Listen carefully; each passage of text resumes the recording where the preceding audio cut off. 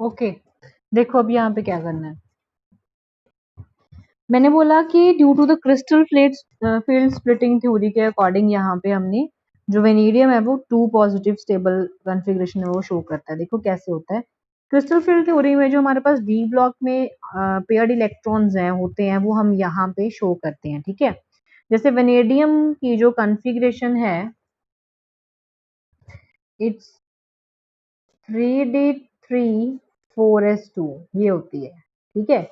मतलब इसके पास जो डी ब्लॉक में कितने इलेक्ट्रॉन्स हैं वो 3 होते हैं, ठीक है। जो लोअर एनर्जी लेवल होता है इसको बोलते हैं T2G, ठीक है। और जो हायर एनर्जी लेवल है इसको बोलते हैं हम EG। क्या है क्यों है वो हम सब कुछ करेंगे नेक्स्ट चैप्टर में, फिलहाल सिर्फ आप इसका रीजन है वो थोड़ा सा जान लो, ठीक है। तो 3d3 and 4s2, देखो जो इसके डी ब्लॉक में इलेक्ट्रॉन प्रेजेंट है वो 3 प्रेजेंट है, उनको हम यहाँ पे शो करेंगे 1 2 and 3, ठीक है। अगर इसके पास और ज्यादा इलेक्ट्रॉन होते तो वो जंप करते नेक्स्ट लेवल पे, ठीक है।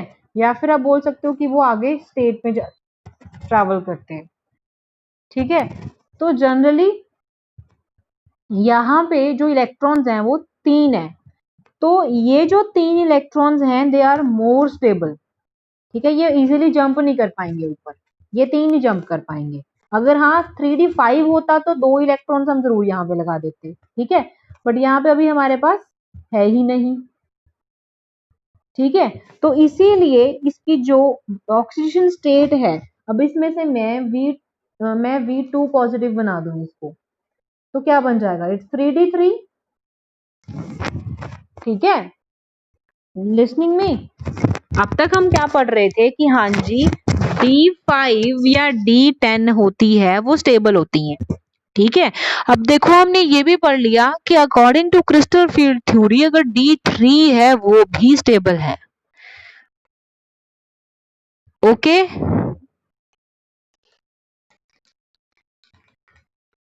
ठीक है, आप एक तो ये ड्रॉ करोगे, ये वाला सारा ड्रॉ करोगे, ऐसे पूरा ड्रॉ करने के बाद 3 इलेक्ट्रॉन्स यहाँ पे फिल करो, ठीक है।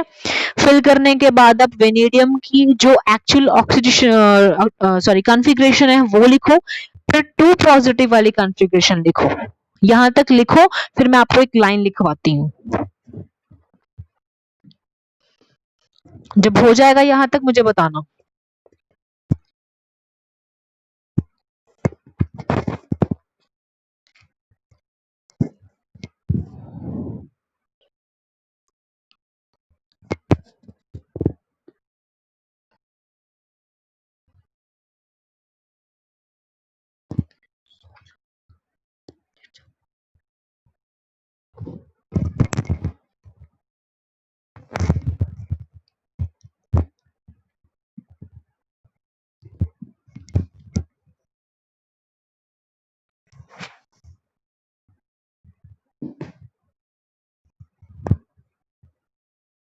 डन।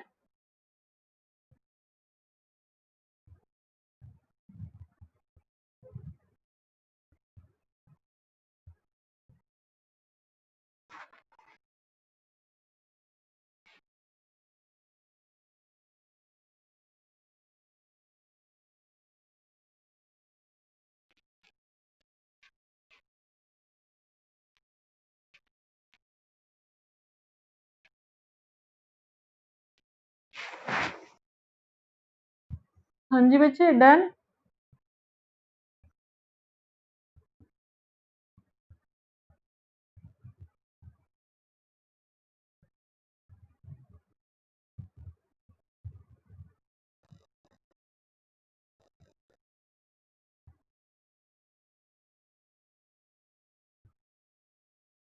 बोल ही नहीं रहा कोई।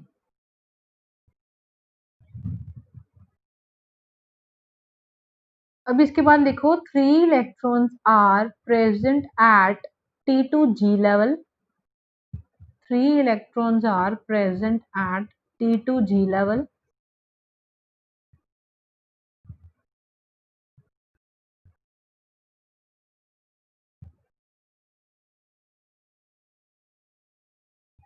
T2G level ये लिखा भी है मैंने यहाँ पे T2G, T perm2G, T2G level,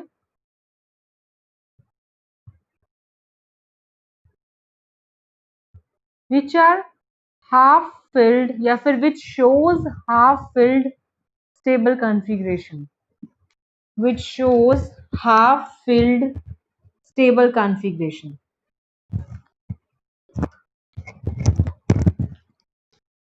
Which shows half filled stable configuration. ठीक है, ओके। मनप्रीत, महक, समझ आया? मनरोज, शुभम, ओके। तो this is the general properties जो हमने डी ब्लॉक की हैं, ठीक है। मतलब ये सारी प्रॉपर्टीज हमने देखो एस ब्लॉक में भी पढ़ी हैं, ये हमने पी ब्लॉक में भी पढ़ी हैं, पर हाँ आगे उनके जो एग्जाम्पल्स हैं, जो यूज है, वो हमने डिफरेंट फॉर्म में किए हैं, ठीक है। अब यहाँ पे जो नेक्स्ट टॉपिक आता है हमारे पास कि कुछ ऐसी प्रॉपर्टीज भी हैं जो सिर्फ और सिर्फ डी ब्लॉक है वो शो करता है। There are some specific properties of D block elements, ठीक है। वो स्पेसिफिक प्रॉपर्टीज क्या है, अब हम वो स्टडी करेंगे, ठीक है। क्योंकि जो पीछे वाली थी ionisation energy, melting point, boiling point है, ठीक है। हमने जो भी स्टडी किया है, राइट, ऑक्सीजन स्टेट पढ़े हैं हमने, मेटालिक कैरेक्टर, आयनिक रेडिया, डेंसिटी, ये हमने सभी में पढ़ी है, पी ब्लॉक में, एस ब्लॉक में, डी ब्लॉक में। यहां हम स्पेसिफिक प्रॉपर्टीज पढ़ेंगे डी ब्लॉक की, जो सिर्फ डी ब्लॉक में ही है। हेडिंग लिखो, specific properties of D block elements, ठीक है। सो इसमें सबसे पहली जो हमारे पास प्रॉपर्टी आती है, number 1, that is formation of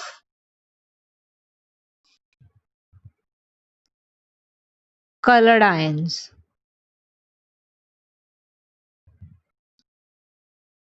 formation of coloured ions. जो डी ब्लॉक एलिमेंट्स हैं ये कलर्ड आयंस बनाते हैं,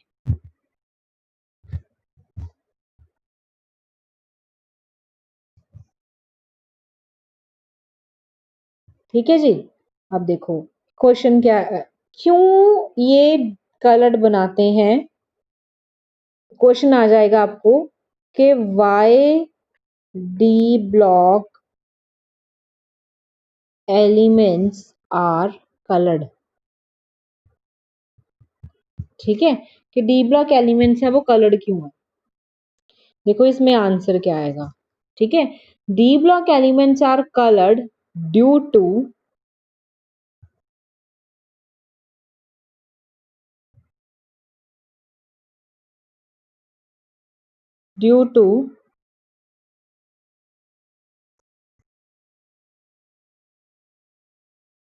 डी transitions.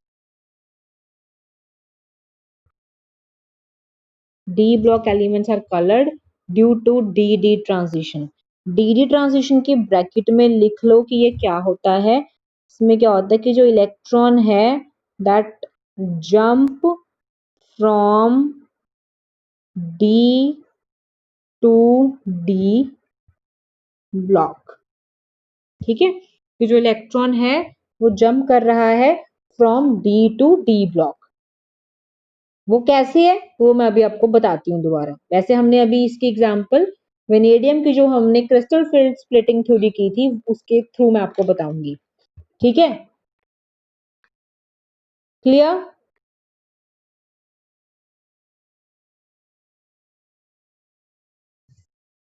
सबको ओके।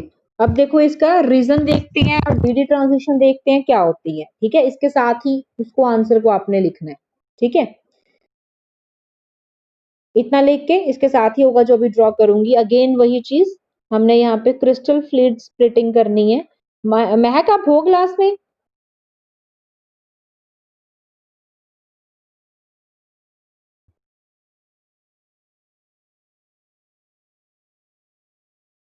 नहीं है वो, ये लाइन के नीचे बनाना उनको, ठीक है ऐसे।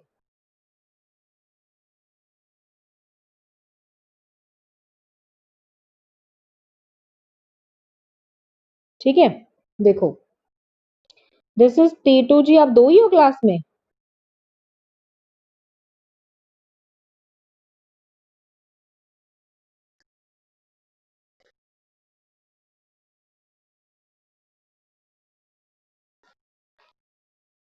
ओके, देखो T2 जी एन ई जी, अब यहाँ पे देखो क्या है कि मान लो हमारे पास डी ऑर्बिटल में दो इलेक्ट्रॉन्स हैं, कोई किसी की D2 कॉन्फ़िगरेशन है, ठीक है, दो इलेक्ट्रॉन्स हैं।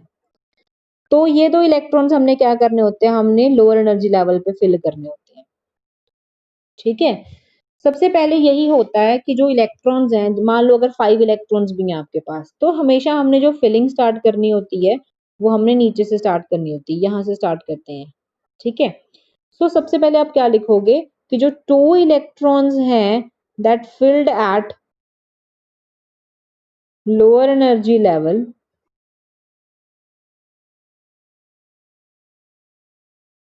2 electrons are filled at lower energy level first, हाँ जी हो रही है, फर्स्ट देन जंप टू, पहले यहाँ फिल होंगे, देन जंप टू Eg, आप लिख सकते हो हायर एनर्जी लेवल पे वो जंप करेंगे। ठीक है, अब ध्यान से सुनना कि जब इलेक्ट्रॉन्स ये वाले when it jump to the higher energy level, ये एनर्जी रिलीज करेंगे। ठीक है, देन एनर्जी मतलब मान लो किसी ने जंप किया, मान लो आपने क्या किया, आपने एक बॉल ली, आपने बॉल को ऊपर हवा में फेंका, आपने बहुत हाई एनर्जी के साथ उसको फेंका, वो बॉल फिर से वापस आएगी नीचे, आएगी ना, ये ऊपर ही रह जाएगी, वापस आएगी। तो जब वो वापस आ रही है वैसे ही ये इलेक्ट्रॉन्स जंप करे ऊपर, फिर ये लोअर एनर्जी लेवल पे आ जाएंगे। जब ये नीचे आएंगे तो ये ट्रांजिशन शो करेंगे, मतलब ये रेडिएशंस निकालेंगे, दैट रेडिएशंस आर कलर्ड। समझ आई? जब जंप करके वापस आएंगे then they show the coloured radiations. ठीक है, then jump to Eg higher energy level, फिर आप लिखोगे then energy release from, then energy release from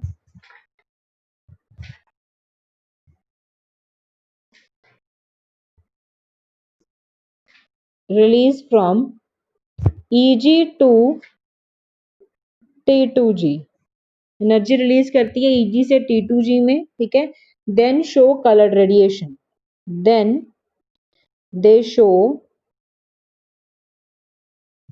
coloured radiation.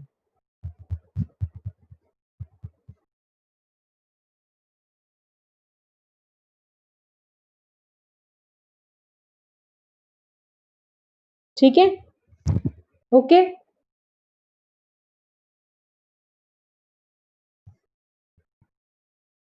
Any doubt? Clear है सबको? नो?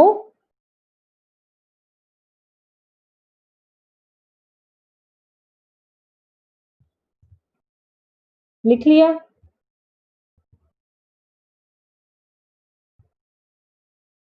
क्लियर कर दूं?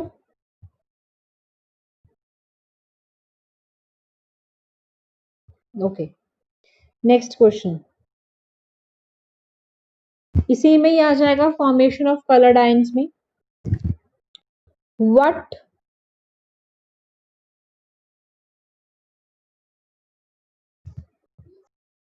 Conditions are necessary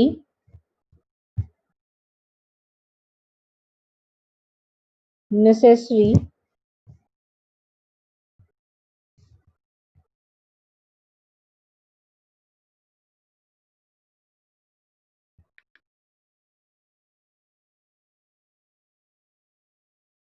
for colour transition?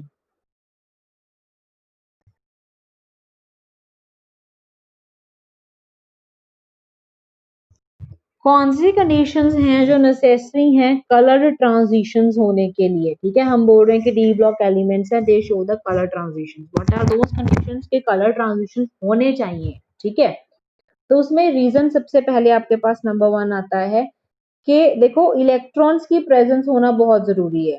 ठीक है, electrons present are necessary, electrons presence is necessary, ऐसे लिख सकते हो।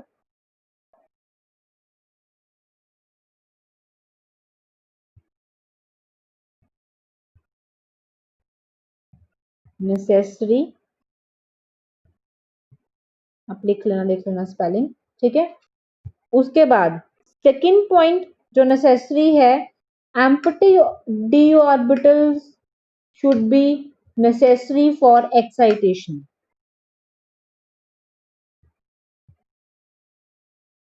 empty d orbitals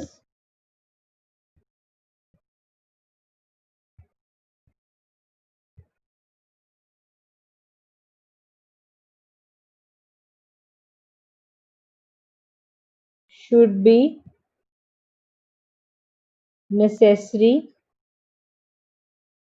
for excitation। जैसे अभी हमने पीछे पिक्चर बनाई थी ऑर्बिटल स्ट्रक्चर की। ठीक है, हमने बोला कि जो इलेक्ट्रॉन्स हैं वो T2G से EG में जा रहे हैं। अगर पोल पहले फिल होगा तो खाली स्पेस होगी तभी जंप करेगा, अगर जंप भी तो तभी करेगा अगर खाली ना हुआ। ठीक है ना, मान लो आप एक बंद कमरे में बैठे हो। ठीक है, तो आपने क्या करना है, आप बोल रहे हो कि मैंने ऊंची हवा में बॉल को फेंकना है। अगर कमरा ही बंद है तो हवा में बॉल कैसे जाएगी ऊपर तक? ठीक है, तो it means there should be a vacant space ना। ठीक है, so this is the second point कि डी ऑर्बिटल्स का एम्प्टी होना जरूरी है फॉर द एक्साइटेशन, तभी रेडिएशन होगी तभी कलर आएगा। ठीक है, so these are the two reasons. 1 mark में आपको क्वेश्चन पूछा जा सकता है। ठीक है, अब इसके एग्जाम्पल्स के साथ मैं आपको बताती हूँ, साथ में आपको कोई एग्जाम्पल भी देना है और इसके बेस पे जो क्वेश्चन आएंगे वो भी बता दूँ। ये क्लियर कर दूं?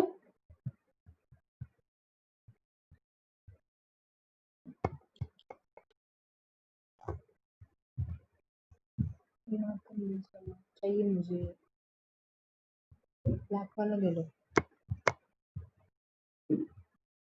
ठीक है, अब देखो एग्जाम्पल क्या है।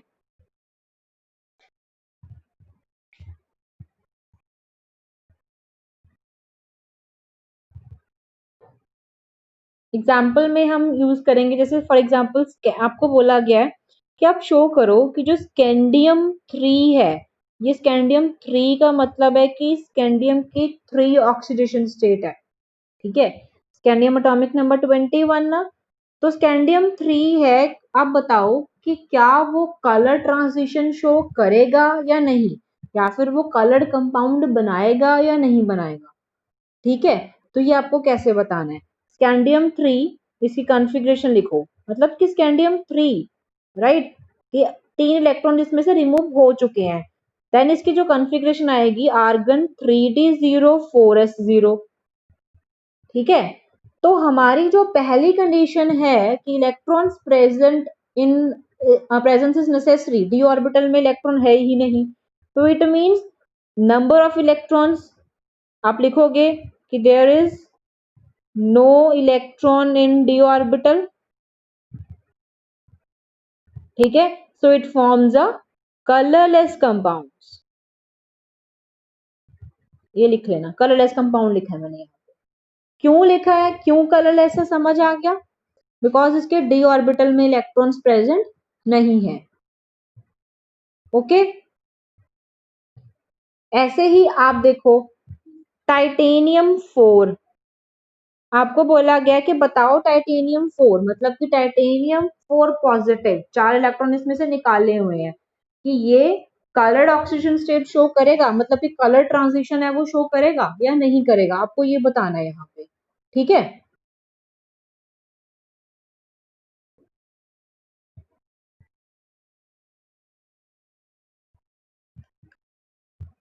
तो यहाँ पे ये करेगा क्या बताओ? आप लोग देखो इसको करके, मुझे इसका टाइटेनियम 4 की कॉन्फ़िगरेशन बताओ क्या होगी। आर्गन लास्ट वाली क्या आएगी? टाइटेनियम की क्या होती है?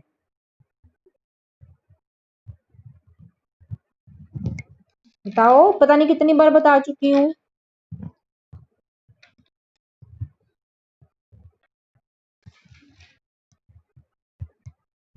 3d2 4s2। बेटा ये तो टिप्स पे कर लो। हाँ जी, देखो ये टाइटेनियम की है। हाँ हाँ, बादी होती है। 3d2 4s2, 4 इलेक्ट्रॉन, मतलब कि हमने टाइटेनियम 4 इलेक्ट्रॉन रिमूव करने के बाद बतानी है, क्या आ जाएगी? 3d0 4s0। ये भी कलर्ड कॉम्प्लेक्स शो नहीं करेगा। ठीक है, सो आपको ये कॉन्फ़िगरेशन के साथ बताना है कि number of electrons for transitions are not present in the d orbital, so it is a colourless compound. Okay, अब नेक्स्ट क्वेश्चन देखो।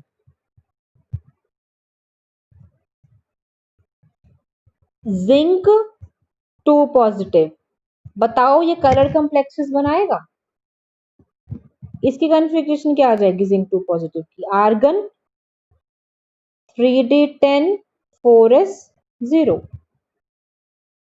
ठीक है, ये है इसकी कॉन्फ़िगरेशन, क्योंकि हमने पढ़ा हुआ है जिंक लास्ट शेल में है, 3d10 4s2 फुली फिल होता है, पढ़ा है इस चीज को। ठीक है, 3d10 4s0।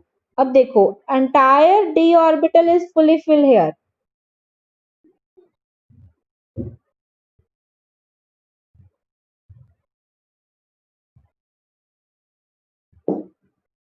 राइट?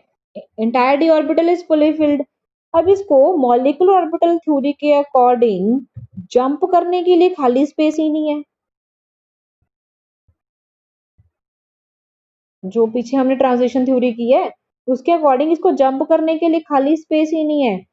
तो यहाँ पे मतलब जो सेकंड पॉइंट है हमारा, कंडीशन जो लिखी है कि empty orbital should be necessary for excitation, वो एम्प्टी ऑर्बिटल है ही नहीं। So it means there is no transition here. So it forms colorless compounds. कोई कलर ही नहीं शो करेगा ये भी।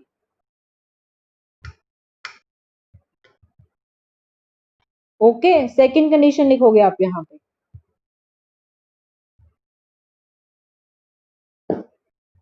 समझ आया मनप्रीत? समझ आया? शुभम? अजीब कहाँ है, इतना तो इंटरेस्टिंग है ये। शुभम ने लीव कर दिया। बोरिंग बिल्कुल भी नहीं है ये, अगर आप पीछे से पढ़ोगे ना डेली तो ये बिल्कुल बोरिंग नहीं है, और इतना डिफिकल्ट भी नहीं है। डायरेक्ट क्वेश्चंस हैं इस चैप्टर में से, डायरेक्टली क्वेश्चंस हैं, इतना इजी हो गया चैप्टर। रिएक्शंस तो आपके लिए रिमूव ही हो चुकी हैं इस चैप्टर में से, एक ही तरह के रीजंस आने हैं। शुरू से पढ़ोगे चैप्टर को अच्छे से, सेल्फ स्टडी करोगे तो नथिंग इज इम्पॉसिबल। मुझे नहीं लगता इसमें आपको कुछ ऐसा डिफिकल्टी आएगी। कोई थ्योरी नहीं पढ़नी हमने, कोई लंबे लंबे आंसर्स नहीं हमने करने इसमें। बोरिंग तो वो होते हैं बेटा जहाँ पे हमने लंबे लंबे आंसर्स देने होते हैं, यहाँ पे हमें पता है कि एक जैसे आंसर्स हैं सारे, इसके कॉन्फ़िगरेशंस के साथ चलना है बस हमने।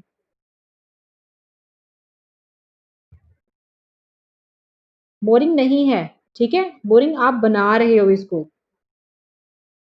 या तो आपको भी नींद आ रही है। हम्म, मनप्रीत नींद आ रही है? भूख लग रही है? फिर खाना खा के आना था ना पहले, खाना खा के आना था।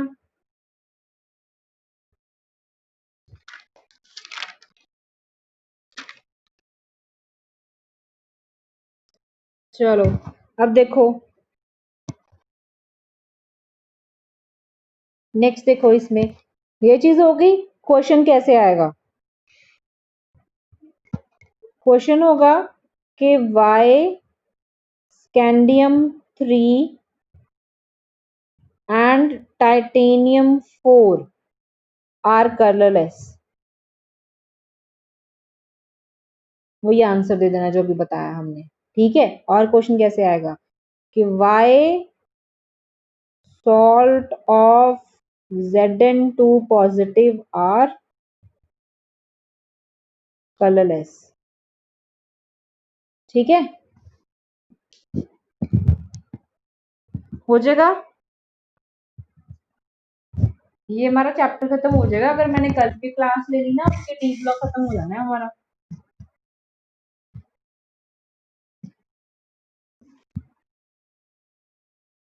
देखती हूँ एक क्लास तो लूंगी, या फिजिक्स की लूंगी या केमिस्ट्री की लूंगी। ठीक है, इसके बाद जो नेक्स्ट प्रॉपर्टी है, फर्स्ट प्रॉपर्टी थी फॉर्मेशन ऑफ कलर्ड आयन। ये कलर्ड आयन के बीच में सारे टॉपिक्स थे। ठीक है, जो नेक्स्ट हमारे पास प्रॉपर्टी आती है दैट इज मैग्नेटिक प्रॉपर्टी। ये हम पहले कर भी चुके हैं, पता होगा आप लोगों को कि what is diamagnetic and paramagnetic. Diamagnetic में क्या होता है, सारे के सारे इलेक्ट्रॉन्स हैं वो पेयर्ड होते हैं। पैरामैग्नेटिक में क्या होते हैं, अनपेयर्ड इलेक्ट्रॉन्स होते हैं। ठीक है, तो आपको पता है कि पैरामैग्नेटिक करेक्टर है वो मेजर होता है बाय द बोहर मैग्नेट्रॉन। पढ़ा हुआ ये भी ना, जिसका फॉर्मूला होता है mu equals to under root of N, N plus two. ठीक है, हम देखते हैं कि यहाँ पे पैरामैग्नेटिक बिहेवियर है, पैरामैग्नेटिक वैल्यू है अकॉर्डिंग टू बोहर मैग्नेट्रॉन है वो कितनी आती है। ठीक है,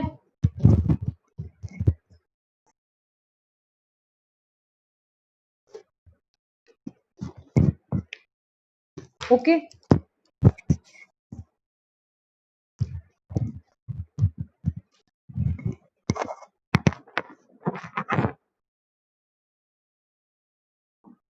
इसके बाद नेक्स्ट जो प्रॉपर्टी है, थर्ड प्रॉपर्टी, स्पेसिफिक प्रॉपर्टी में जो थर्ड प्रॉपर्टी है that is tendency to form complexes.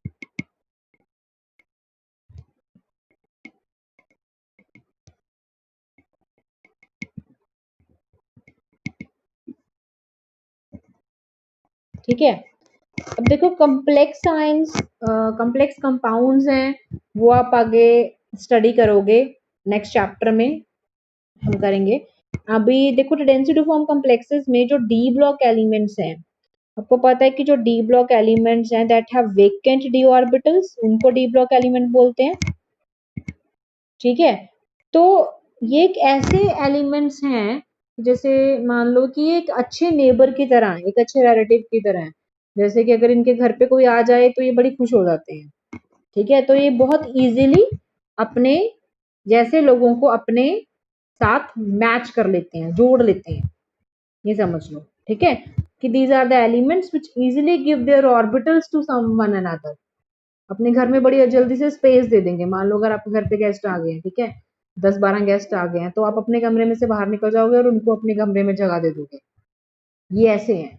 ठीक है, तो these are the D block elements which easily give spaces to the others. ठीक है, क्योंकि ये जो एलिमेंट्स हैं ये कोऑर्डिनेट बॉन्ड बनाते हैं। ठीक है, ये कोऑर्डिनेट बॉन्ड बनाते हैं। क्यों बनाते हैं, इसका क्या रीजन है? पहला रीजन क्या है कि ये स्मॉल साइज के होते हैं। ठीक है, वाई आप बोल सकते हो, क्वेश्चन आ सकता है कि why D block elements have tendency to form complexes, because they form a coordinate bond. ठीक है, due to their small size, छोटे साइज के हैं तो बहुत जल्दी बॉन्ड बना लेते हैं। दूसरा है high nuclear charge, high nuclear charge होता है इनका। ठीक है, तो ये बहुत जल्दी अपनी तरफ अट्रैक्ट कर लेते हैं other element.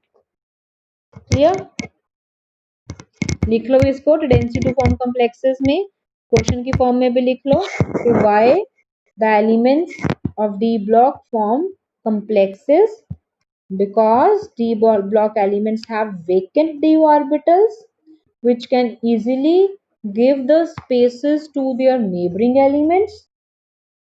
Okay, and because of presence of d orbital they are easily बोल सकते हो available for the formation of coordinate bond. ठीक है, तो कोऑर्डिनेट बॉन्ड बनाएंगे। क्यों बना रहे हैं? The reason is number one they have a small size, second they have a high nuclear charge.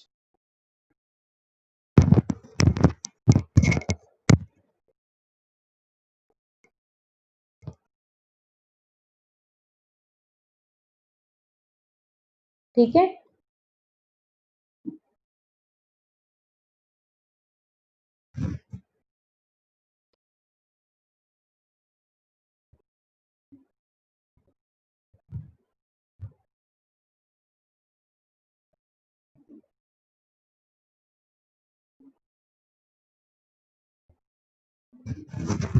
समझ आ गया बच्चे?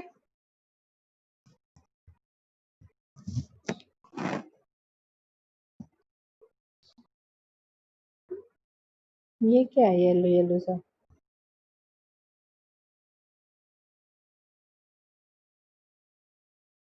आपको भी दिख रहा है?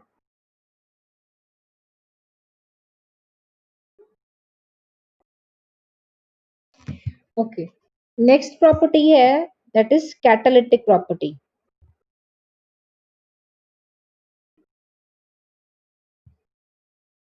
जनरली जो डी ब्लॉक के एलिमेंट्स हैं इनकी कैटालिटिक प्रॉपर्टी होती है, जैसे कि निकल हो गया, platinum, Palladium, molybdenum, tungsten, manganese, iron. ठीक है। मोस्टली जो डी ब्लॉक एलिमेंट्स है ना दे एक्ट करते हैं एज अ कैटलिस्ट। ठीक है। रीजन इसका भी वही सेम है। आपको क्वेश्चन आएगा कि why are only D block elements act as a catalyst. वही रीजन है because they easily form the temporary bond. Coordinate bonding बहुत जल्दी करते हैं, बहुत इजीली करते हैं, और ये कम्प्लेक्स कंपाउंड बनाते हैं, जिसकी वजह से क्या होता है कि ये लाइक हाई एनर्जी सेटअप कर देते हैं, एंड ड्यू टू दैट ये अट्रैक्शन है वो बहुत इजीली हो जाती हैं। ठीक है। और इनका जो सरफेस एरिया होता है वो भी लार्ज सरफेस एरिया प्रोवाइड करती हैं, तो मीन्स के ये दूर से भी अपनी तरफ इलेक्ट्रॉन्स को खींच लेते हैं। ठीक है। सेम जैसा हमने पीछे लिखा कॉम्प्लेक्सेस में, वही वैसा ही इसका आंसर है। ओके।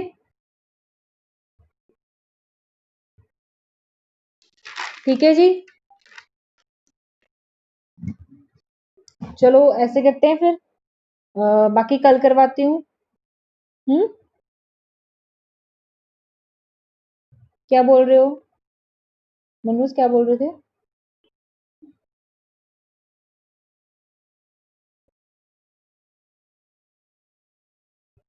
हम्म। ठीक है, इसको रिवाइज कर लेना पीछे जितना भी है सारा। ये मनप्रीत कर रही है ना?